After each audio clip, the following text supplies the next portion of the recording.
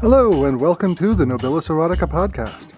This is episode 309, and I am your host, Nobilis Reed. Welcome to Nobilis Erotica, the only podcast that dares to kiss and caress your pulsating flesh, torment and tease wherever it will please. Should you find crass language and adult themes unsettling, listener discretion should keep you from meddling. This episode of Nobilis Erotica is sponsored by Circlet Press, the world's leading publisher of erotic science fiction and fantasy since 1992. Celebrate the erotic imagination with them at circlet.com. This week we bring you Pirate from the Sky by Sacchi Green.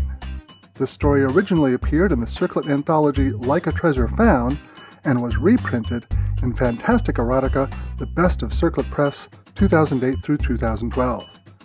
Sacchi Green's stories have appeared in scores of publications, many of which have Best in the title. She has edited or co-edited 7 lesbian erotica anthologies, and Lesbian Cowboys, co-edited with Raquel Valencia, won the Lambda Literary Award for 2010. She lives in Massachusetts.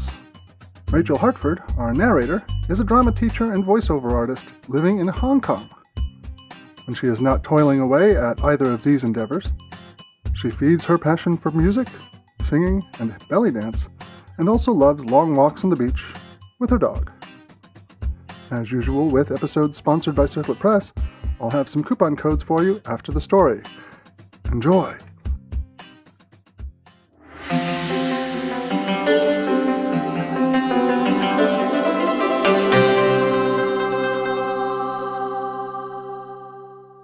The Pirate from the Sky by Sacchi Green. In Sukten's dream, a great pale dragon twined through a labyrinth of shifting clouds. Opaline scales shimmered through intervals of sunlight, slipped into invisibility, and then flashed out again in dazzling beauty. Its long, elegant head swung from side to side, tongue flickering like sensuous lightning. A distant hum arose, a subtle, tantalizing vibration that teased at Sukten's mind and flesh. A song? A warning? A summons. In all her dreams of dragons, never had she been aware of a sound. She strained to hear, to understand, but the hum became steadily louder, swelling to a growl, tearing her from sleep into darkness and sudden, stark awareness. If the roof of the captain's cabin had been high enough, she would have bolted upright. Still the sound grew. This was no dragon, nor yet thunder, nor storm winds. The sea spoke to Sukten through the ship's movements, as it had to her forebears for generations beyond counting. Tonight, it gave no cause for alarm. Japanese patrol boats? When she had taken her crew so far out of the usual shipping channels to avoid such pursuit? No, she'd come to know that sound all too well.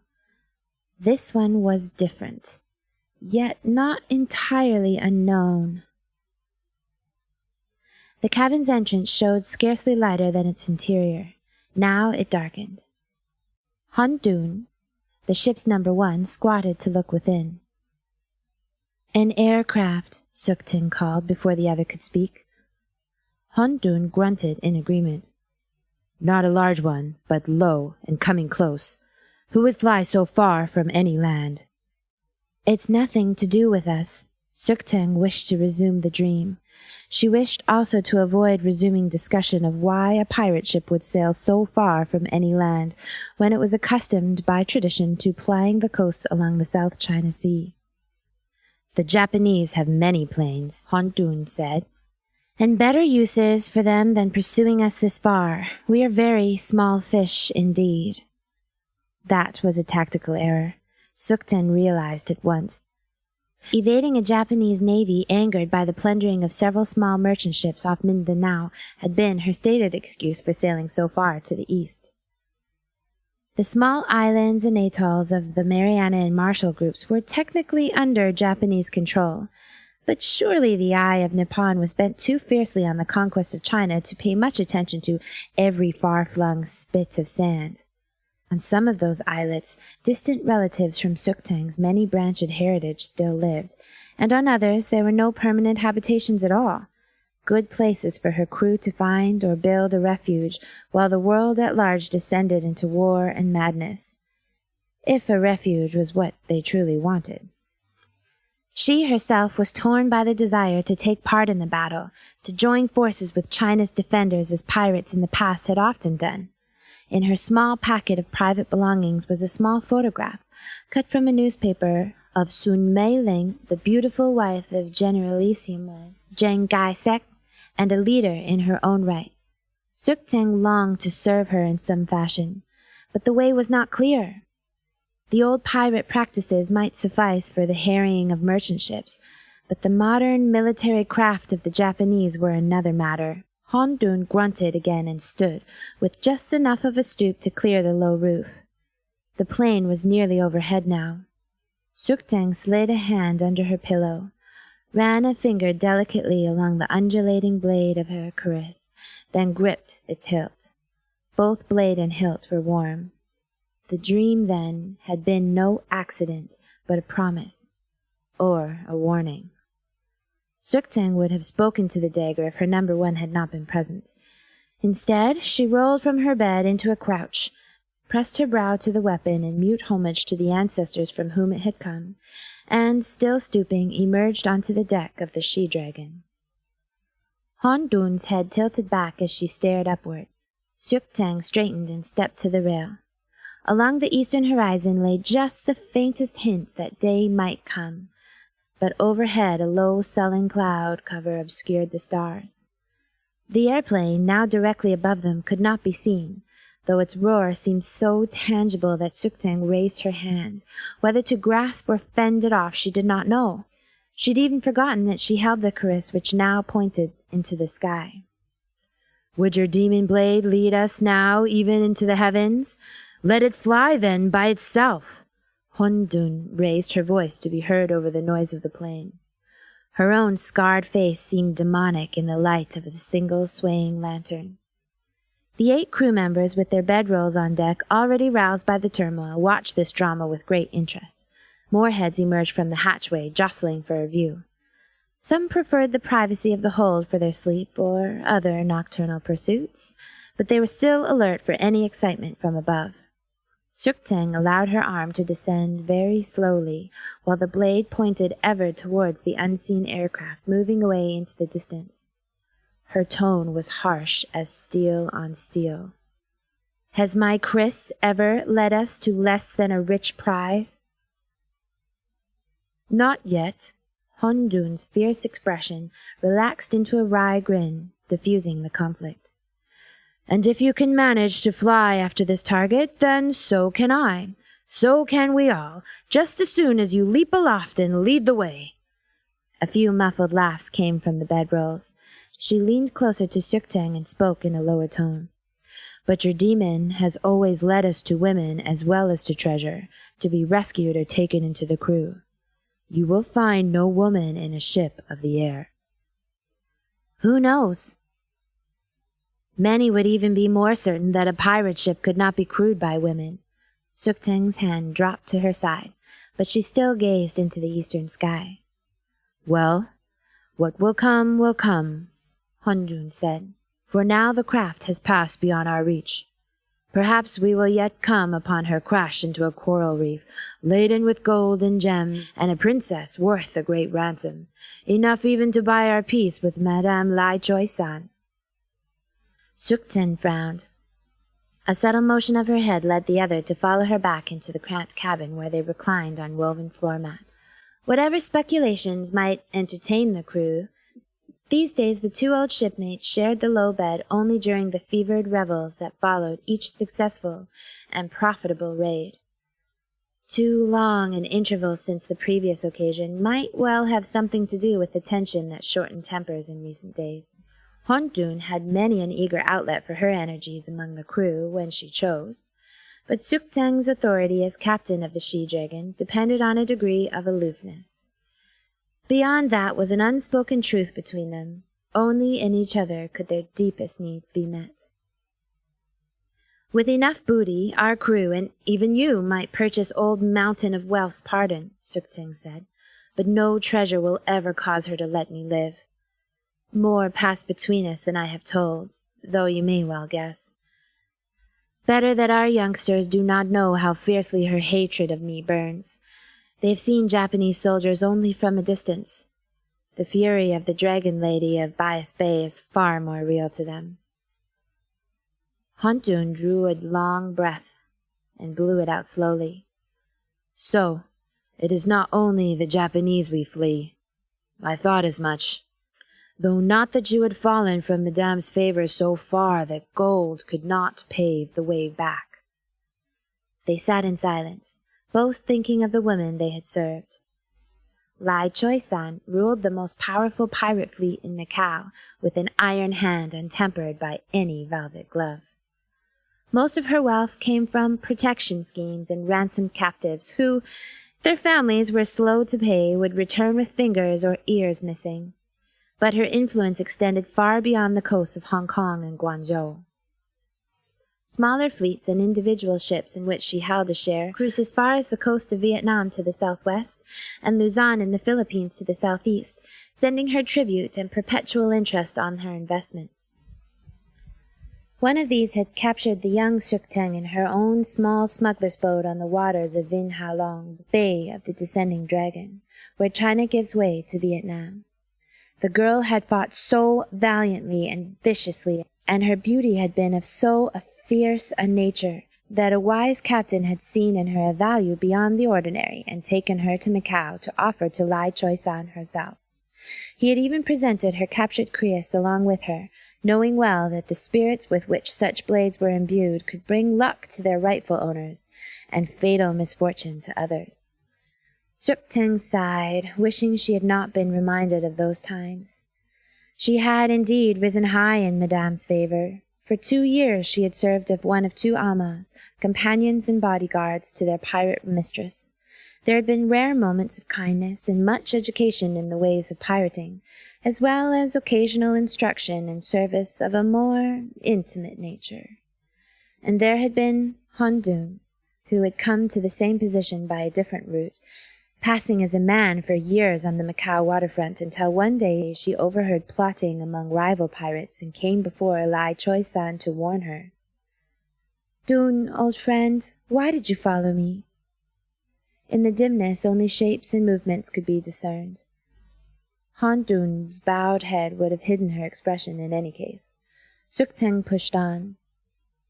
"Madame would have given you your own ship, with the pick of a captured woman to sail her.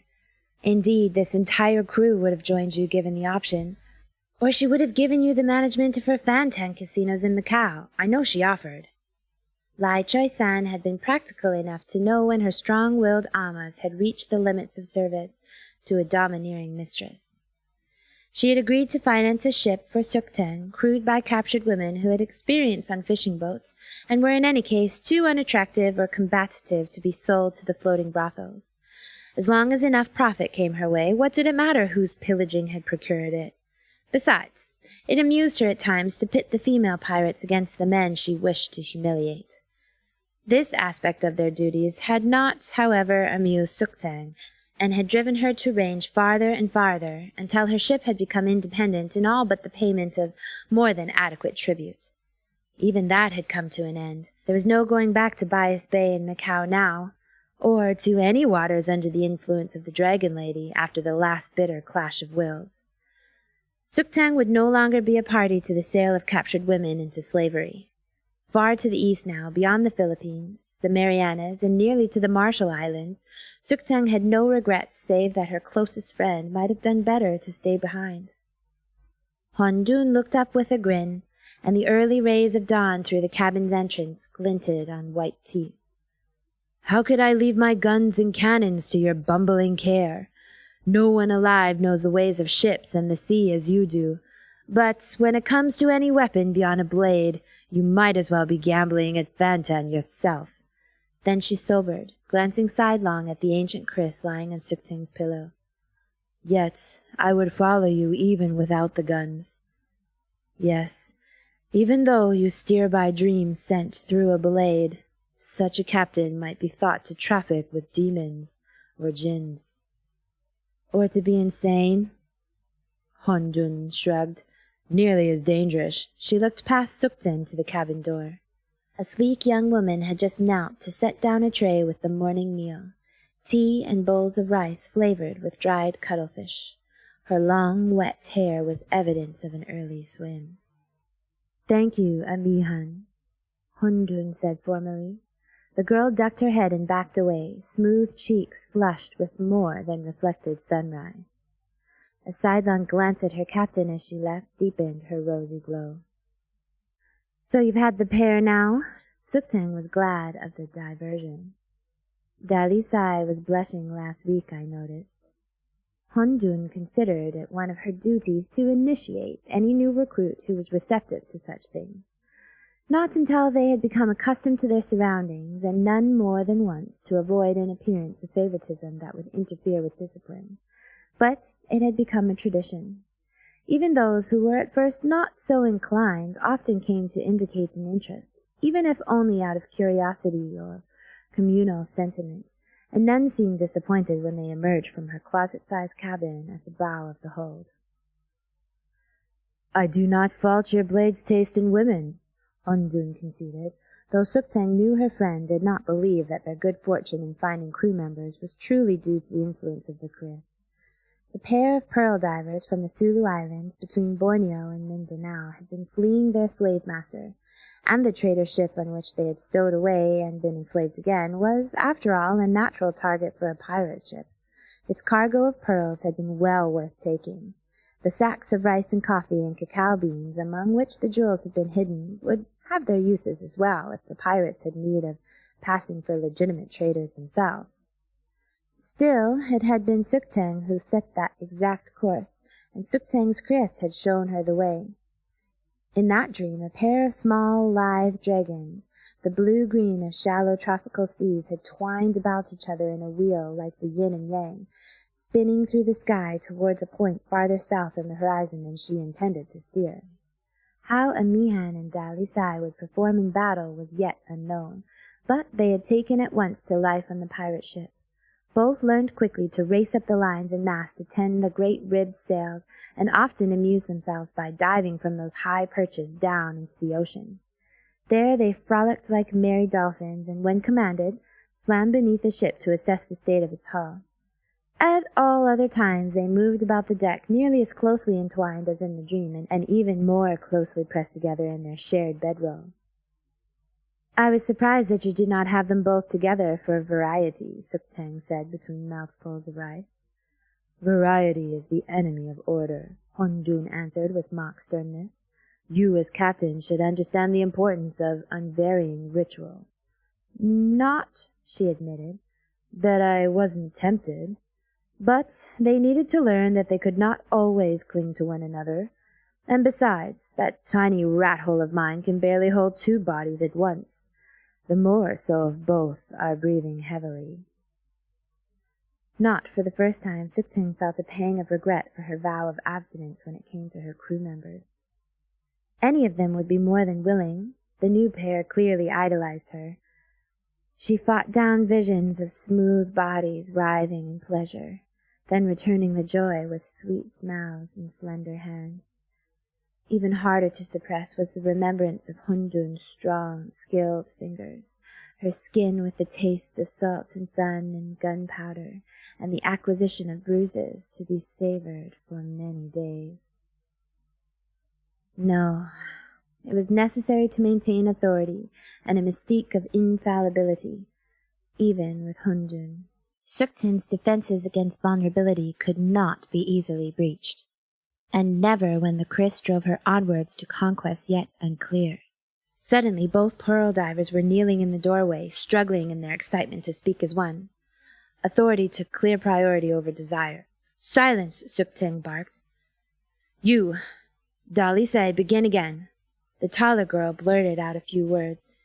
"Ship, far," and then, at a stern look from Hundun, touched her forehead to the deck, straightened, and drew a deep breath. They had been quick to pick up the pidgin language in use on the ship, a blend of all the tongues of the South China Sea and some from beyond, but it was not yet second nature to them. "Captain, ma'am, Guasa has sent to inform you that a ship of the air is in sight far to the east." Return to Guasa and tell her that we will come at once. Go now." They went, tugging each other along.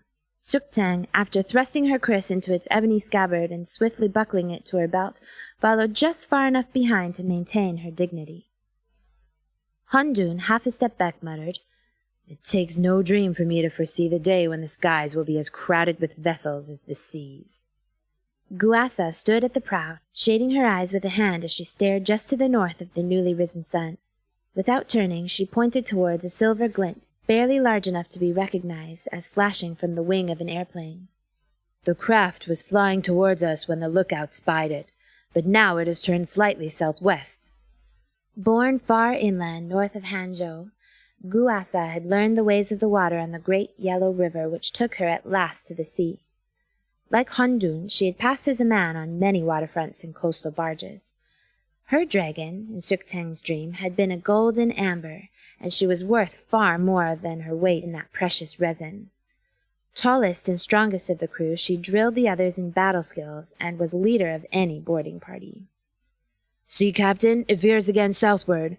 When it has passed beyond the glare of the sun, we may know its course better, but I do not think it will fly any closer to us." There was no reason that it should, and no cause to connect this sighting with the cloud-muffled craft that had come so close in the night. As Hundun had said, airplanes would soon become more common over great stretches of ocean, and it was not impossible that even the small islands in the Marshall Group could have a landing strip or two now. If so, it would be Japanese planes that used them. Suktang felt a hollow pit of misgiving in her gut, and fear for the crew who had followed her so faithfully and so far. They had been offered a chance to stay behind and bounty enough to lead independent lives, but only a few had chosen that course. She sent the others about their business, directing Guasha to keep the ship on its eastern course, then stood for long minutes at the bow, watching the tiny distant arrow through her spyglass.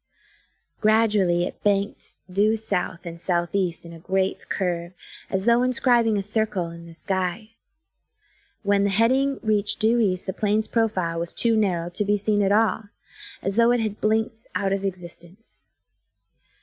It could not be the same airplane, and yet Suktang was certain that it was. Hundun came up behind her. "They search for something, those in that sky craft, or perhaps they are lost." Suktang said nothing. Her hand was on the scabbard, and she could feel the spirit of the kriss emanating from within. Hundun waited a few moments. Finally, as though she had never expressed a single doubt, she said, "The finding of this one will be a far different adventure than any we have yet seen. Perhaps variety does have its virtues after all." Even the fastest sailing ship must journey at the will of the winds and the seas. They could never overtake that sleek silver machine with its roaring engines, not if it continued to fly. And if it did not continue, well, nothing yet devised by men could long withstand the will of Earth's gravity. The plane would either land on some island of coral and sand, or crash, possibly into the sea. Without the continued stirring of the spirit in the kriss, Suktang would have given up hope. But she did not give up, and Hundun did not try to dissuade her. They sailed steadily eastwards, and then a few degrees to the northeast, plotting their position when possible from the stars by night and the sun by day. The same vessel that had carried the pearl divers had provided two other treasures nearly as valuable. A modern compass, though Suktang would not rely wholly on such an instrument, and a set of charts more extensive than any she had been able to procure in the South China Sea. Such storms as they encountered were centered to the north or south, affecting them only lightly, yet were violent enough in the distance that if the need arose, they could plausibly be blamed for blowing the ship off course unusually far to the east. In the 10 days that followed, the crew worked through its daily routine with an added pitch of excitement. The captain had a new goal. There would be adventure and riches ahead. Even those who still doubted the existence of land so far to the east did not doubt their captain's unerring instinct for prizes. If it were steered by a demon blade, all the better and more certain. Any tedium to the voyage was dispelled by the antics of Amihan and Dalesai. The pearl divers had set their sights on Guasa, since the captain was clearly out of reach, and her number one had made it plain that they would get no more special attention from that quarter. Guasa, the next in authority and the tallest woman they had ever seen, was a most worthy and intriguing object of desire. Guasa, known to restrict such recreation to stays in port, played the game by seeming not to notice their ploys. In this, as in all else, the pair worked together, coming at her from two directions. One would look upward with wide eyes and ask an innocent question, pressing so close that her target must step back to avoid contact, while the other came silently up behind in order to be bumped and take the opportunity to rub seductively against Guasa's rump. Or, holding hands, apparently deep in conversation and paying no attention to where they went, they would stroll right into her and then divide, each wriggling seductively along her body while they made profuse apologies. In either case, she would set them aside with scarcely a nod, her face impassive. Crew members placed wagers as to whether and when Guasa would react, and if so, how. Odds were highest that the girls would achieve both less and more than they bargained for. Suktang stayed aloof, but with a keen eye on the proceedings. Soon, whatever lay ahead, there would be no time for such distractions, however amusing. On the 9th day, Hundun, with a sidelong look and a jerk of her head, signaled to the captain that matters were about to reach resolution. Amihan and Dalesai had clambered aboard, naked from their morning swim, and knelt close to Guasa. They had been issued blue cotton shirts and trousers, which they often forgot to wear, and now made no attempt to clothe themselves, but used the garments to dry wet hair and bodies. Their long, sensuous strokes and posturings displayed every feature of their lithe bodies, while they peered slyly upwards to assess what effect they might have. Guasa, with a single barked word, grasped an arm of each and yanked them upright. She propelled the girls, stumbling, to the rail and bent them across it. Hundun unhooked a long net deftly from the ship's side and tossed it over the girls' heads and torsos, entangling their arms and leaving their rounded rumps even more blatantly naked by contrast. Guasa struck first, with a hand that could easily span both of Dalisai's buttocks at once, but focused on one and then the other. Hundun set up her own complex pattern of smacks on Amihan's wriggling posterior. They squealed and writhed and gasped each time an especially sharp blow landed, but neither begged her assailant to stop, even when red streaks marked their smooth skin. The entire crew gathered to watch and cheer.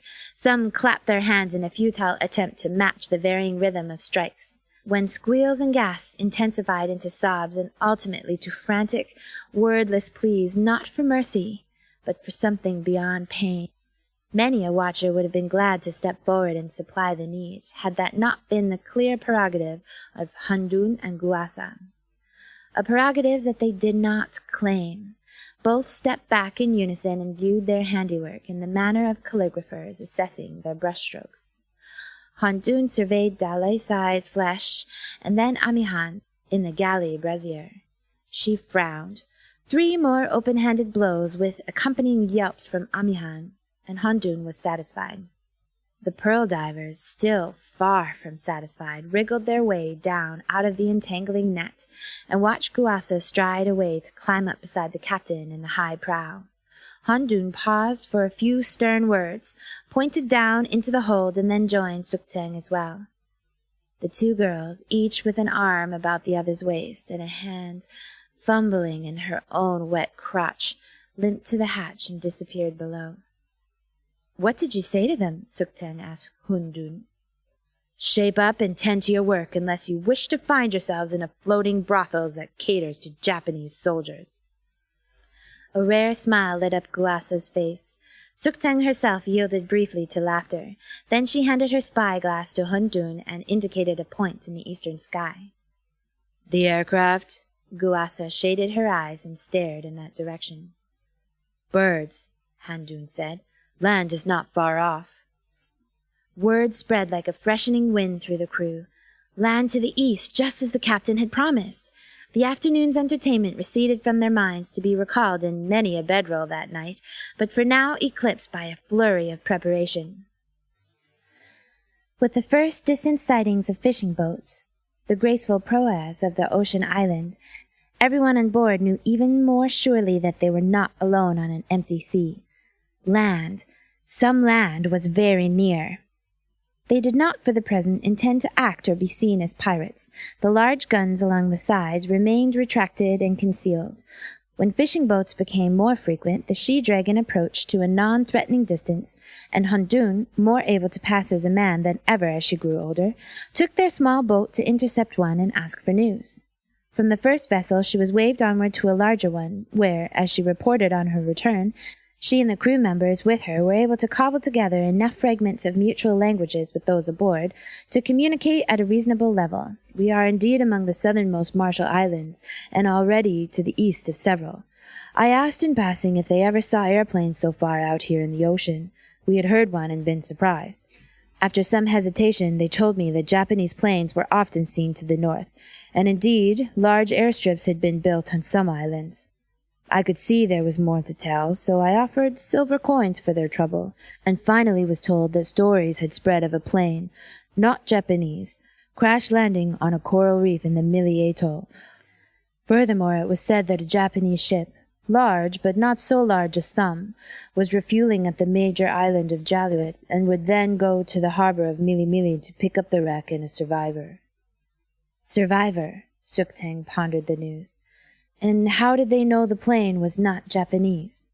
Hundun shook her head. The way news travels here, I think that they did know more, or suspect it, but I did not press further. The same swift flow of news could bear suspicions of us to quarters we would rather it did not. I did, however, get directions to the Mili Atoll, and when I inquired about a place where we might put into lagoon, work on some repairs and replenish our fresh water supply, all without disturbing local residents, I was told of a much smaller uninhabited atoll not far from Mili called Nadikdik. Sukhtang spread out her charts, and between them they determined where they must be. As to where they should go, Nadikdik and Mili seemed the natural choices. The winds were favorable. At times, Sukhtang even felt that some force beyond known wind and current sped their ship onward. The crew, knowing only that the captain was rushing them towards some new adventure after so many weeks of nothing but empty sea, and that in some way a mysterious ship of the air was involved, worked smoothly and well. A new scattering of fishing boats appeared as they neared other islands. Sukhtang was reassured to see a few vessels that were junk-rigged in the Chinese fashion like the she-dragon. They would not stand out as much of a curiosity. Hundun sailed again for information. Now gossip about the downed airplane was widespread. The survivor was said to be white, and there were whispers that the pilot was, incredibly, a woman. She was dressed like a man with short hair, but someone's cousin's son had heard a high scream when a Japanese official struck her. She was now imprisoned in Japanese headquarters at Mili Mili, the chief town, and a naval ship would be in the harbor by late next day to take her away. A woman! And perhaps they were in time, but in time for what? Sukhtang could not say. Her ship could not take on an armored military vessel in open combat. The Nadikdik Atoll was easy to find and not hard to approach once a fisherman's son was paid to show them the safe entrance between islets of sharp coral in the center lagoon. Besides a silver coin, they gifted him with a small bundle of coffee beans and a sack of rice, as much to establish their credentials as legitimate traders blown off course as to reward him. In further negotiations with his father, they purchased a slim, fleet proa to more easily navigate among the reefs of both Nadikdik and Mili, 10 kilometers to the north. "What is your plan?" Hundun asked that night. "We are not exactly hidden here, and news of us will have reached Mili Mili by now." Sukhtang had no plan, except to be in the right place at the right time, whatever that might be. "We must see the harbor, the town, how everything lies," she said. "At dawn, you and I and the 2 pearl divers will sail in the proa to the harbor at Mili Mili, a harmless family of traders. If the Japanese ship is not yet in sight, we will dock, and you may even go about the town to purchase a few supplies and listen for gossip." Fishing boats were heading out of the harbor as their proa was going in, but enough boats were still at the docks to keep them from being conspicuous. Hundun went about the town, returning with packets of tea and sweets and a sack of breadfruit. The crew back in the lagoon would be gathering wild coconuts and filling barrels of water from small springs on a few of the encircling islets. "There is no approaching the guardhouse," she said. No one dares look towards it directly. There's a current of curiosity and fear throughout the town, and danger. Danger was closer than they had known. Once out of the harbor, they could see, across the great lagoon to the northeast, the gray bulk of a naval ship close to a line of reef. Sukten did not dare bring out her spyglass where she might be seen, but the ship seemed to be anchored there. She recalled that it was expected to retrieve the wrecked plane as well as the flyer. On the way back to Nadikdik, Sukten muttered to herself and to Hundun, trying to form a plan of action. The naval ship is not huge, but too big to dock in the inner harbor. They will have to bring the prisoner out in a smaller craft. Our ship might just manage to pull up to the longest dock, but we could not maneuver quickly in the harbor. We must not be trapped inside. We have the proa and our small boat. As the sun slid below the land, the Japanese vessel, the wrecked body of an airplane bound to its aft deck with heavy cables, eased through the inlet into the harbor and anchored where the water was deepest. A large junk-rigged ship that had been standing half a mile offshore began to drift almost imperceptibly inward. The pirates' proa and small sailboat were already inside the harbor, blending in with other boats as innocuously as possible. The naval ship lowered an engine-driven boat which carried 4 armed soldiers to the main dock, already cleared of onlookers. Another military party met them, opening formation to reveal a manacled prisoner who was swiftly and roughly taken aboard by the others. Sukten in her small sailboat could not see the prisoner clearly, but she was swept up in the moment, certain what she must do. Even in its scabbard her cuirass vibrated against her thigh. Dusk came quickly, when the boat with the prisoner was under way towards the Japanese ship. A bright crimson rocket burst into the sky from close to the huddle of docked fishing vessels, and at the signal the boom of cannon sounded from just outside the harbor. In the confusion, Sukten's boat moved towards the prisoners. Guasa's rifle sent one guard and then another tumbling, and splintered the steering mechanism. One figure struggled to stand. In the fading light, a pale, ghostly face looked directly into Sukten's own, and then there was a loud splash. The prisoner had dived over the side, manacles and all. This had not been planned for, but the possibility of sinking the boat had been considered. Behind Sukten, Amihan and Dalesai slid soundly into the water. In less than a minute, while Guasa continued firing first one rifle and then the other, Sukten was pulling the prisoner into the boat while the 2 girls pushed from beneath. More cannon fire, right in the harbor's inlet, and some wild shots from the naval ship. Now the proa slid alongside Sukten's. The 2 pearl divers had already climbed aboard it. With scarcely a glance at the prisoner, but she was indeed a woman, Sukten passed her over to the lighter boat where other hands gripped her securely. Then, swift on even the lightest breeze, the slim craft darted across the harbor. The cannon fire had ceased. Other boats began to move, and at least one motor coughed into life. While Guasa continued to shoot, their slower sailboat moved towards the far side of the harbor, Sukten using all her skill at making the most of what air current there was. Guasa paused briefly to set off another rocket, and at once Hundun in the she-dragon ordered the big guns to be fired again, this time lofting their cannonballs over the heads of the fleeing pirates so that no one dared to follow. Just outside the harbor the proa waited. Sukten and Guasa leapt across from their boat. The proa caught the wind again, and in scant seconds cannon fire blasted the craft left behind into jagged pieces. 2 pursuing vessels hit the wreckage and were wrecked in turn, effectively blocking the exit. This part of the plan, or somewhat greater than a plan, had succeeded. On the ship, freed from her manacles, the prisoner was half carried to the captain's cabin, stripped of her wet clothing and laid on the bed, so limp and drained that Sukten thought again of ghosts. The flickering light from a whale-oil lamp did not dispel the notion. "You are safe here," she said, trying several languages before the colonial French she had learned in her youth in Vietnam got a response. The white woman's accent was odd and her vocabulary limited, but they were able to communicate. "Yes, safe," Sukten reiterated. "For a while at least. They cannot follow us for at least a day, and by then we will be far away." In what direction she had not yet decided. Questions swirled in her mind, but the other seemed too exhausted to answer yet. Suddenly, though, she jerked to half-sitting, pulling the thin blanket up around herself, eyes blazing in defiance. "No!" Hundun had come in. "All is well," Sukten said soothingly, though she had a nervous impulse to laugh. "She is one of us. Look again. We are all women on this ship."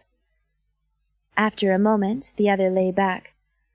"And all pirates, I suppose," she said, "on a ship with cannons."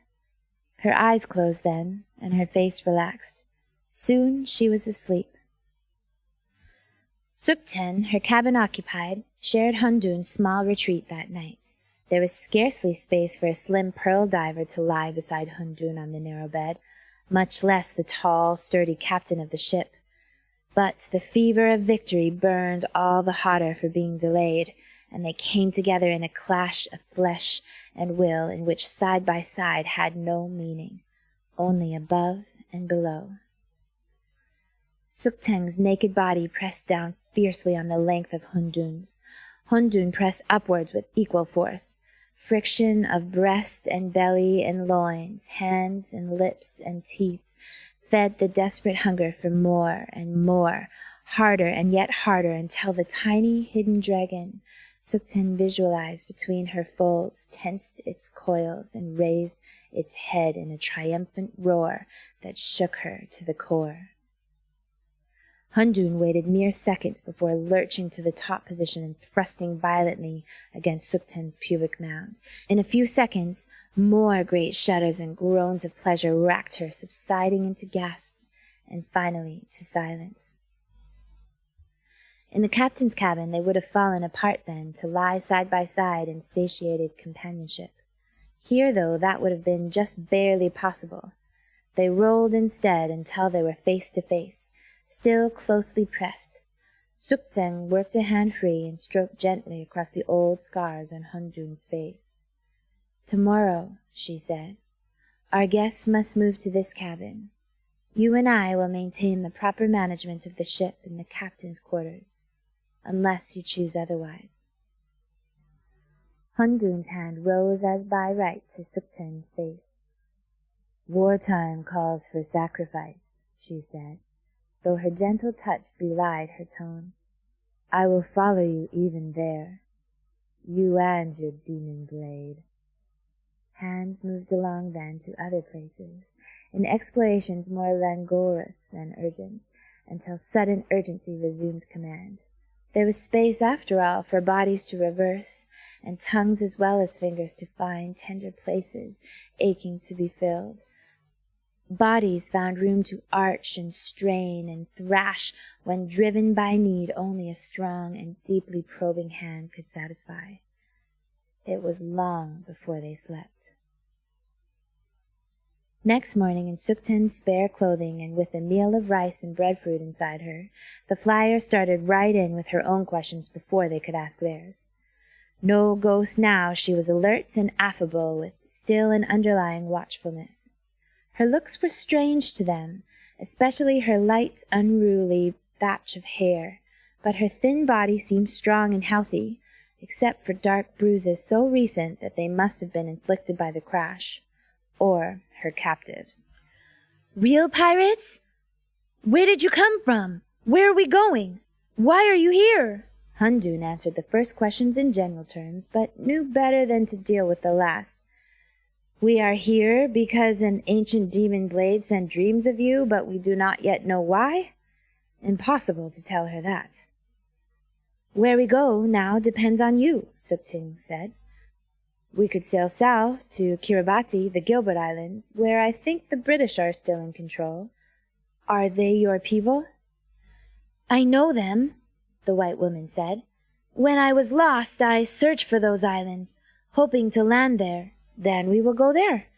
They can send word, at least, to those who must search for you." Let me think for a day." The ghost mood had reclaimed her. She looked hollow, shadowed, even in the sunshine on deck. They set a course to the south and let the flyer have her day. That night, in the cabin, Sukten pressed her again. We must know where you come from, what we should call you, who you are, where you should go. We have our own course to follow, after all." The woman raised her head. "It seems so simple, and yet it is not. I do not know. Once I was the woman who thought she could fly around the world. Now—" She was silent for a while. Then haltingly she said, "They said I was a spy. They beat me and more." A shiver swept through her. "I never hated before, never believed in violence, but now I don't know who I am. I think I could willingly kill." Another silence.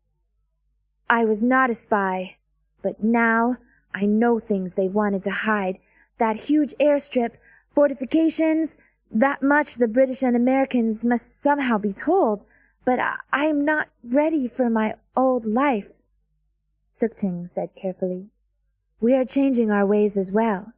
Still pirates, but bending all our efforts to harrying and blocking the Japanese warmongers.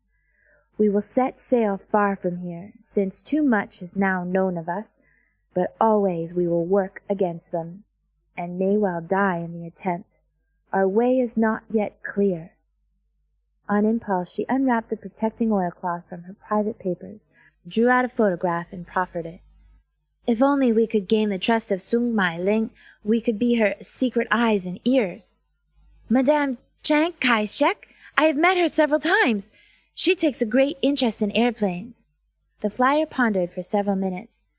"It could be if I were to give you a letter signed by me, recommending you to her attention, but I'm not ready to be discovered yet. Perhaps written as though we had met earlier in New Guinea before I took off from Lai."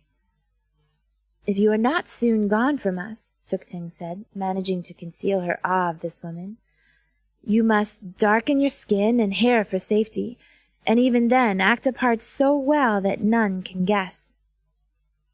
Hundun had said nothing, but now she broke in. "You asked for a day. Do you wish a week? A month? Some longer time with no promise that you will have such a chance at safety in your old life again? Who would you be if you could have another life?" I will be," the former pilot said with scarcely a moment's hesitation, "a pirate." Sukting touched her kriss and felt it quiver and fall still. The plan was accomplished.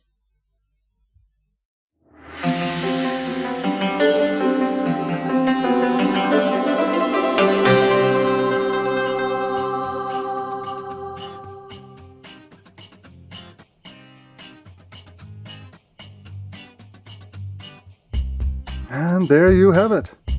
Those coupon codes I promised you are coming up shortly, but first, I love feedback.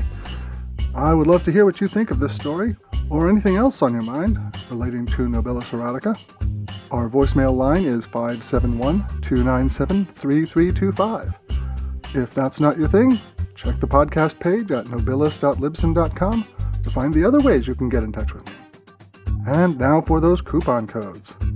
This month's code is FANTASTIC, FANTASTIC, good for 50% off the purchase of Fantastic Erotica in ebook or in print when you purchase on the Circlet Press website before the end of August. As usual, if you missed out on that code, you can use Nobilis 2014 until the end of 2014 to get 20% off any item at circlet.com. You have been listening to the Nobilis Erotica podcast. Theme music is Cold Funk by Kevin MacLeod of Incompetech.com.